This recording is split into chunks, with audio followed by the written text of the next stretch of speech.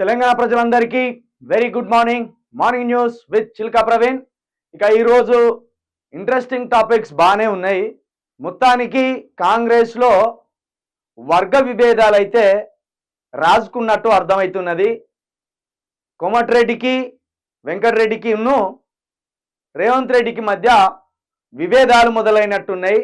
అదేవిధంగా బీజేపీ కూడా తన రాజకీయ వ్యూహాలకు పదను పెడుతున్నట్టు తెలుస్తుంది.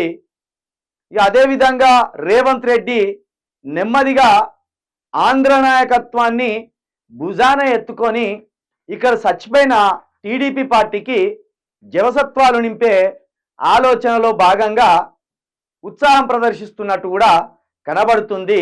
మొత్తానికి తెలంగాణ తెలవకుండానే ఒక పద్మవ్యూహంలోకి నెట్టువేయబడుతున్నట్టు కూడా అర్థమవుతుంది.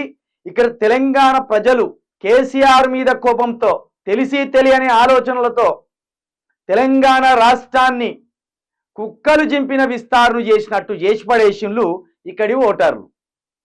64 సీట్లు ఏవైతే కాంగ్రెస్ పార్టీకి అప్పజెప్పిందో 64 సీట్లు ఎప్పుడైతే కాంగ్రెస్ పార్టీకి ఇచ్చిందో అప్పుడే తెలంగాణ నాయకుల నుండి తెలంగాణ ప్రజల నుండి దూరమైనట్టే మనం అర్థం చేసుకోవాలి.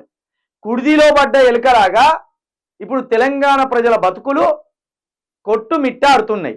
ఒకవైపు గుజరాత్ నాయకుల కుట్రలు, మరొక వైపు ఢిల్లీ పెద్దల ఆధిపత్యం, ఇక పక్కనే కుట్రదారుడైన చంద్రబాబు నాయుడు పన్నాగాలు ఇక రెడీ చేసుకొని ఉన్నాడు.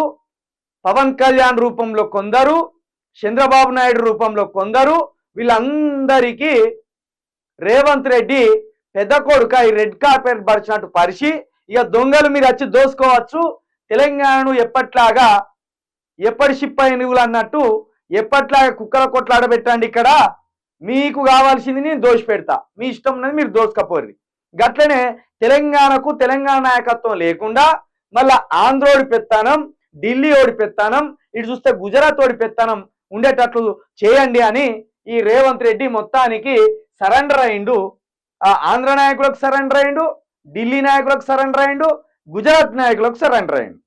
పైగా తన రాజకీయ స్వార్థం కోసం తెలంగాణను కుర్దిలో వేసిన ఎలికలాగా ఆగం చేయబోతున్నాడు.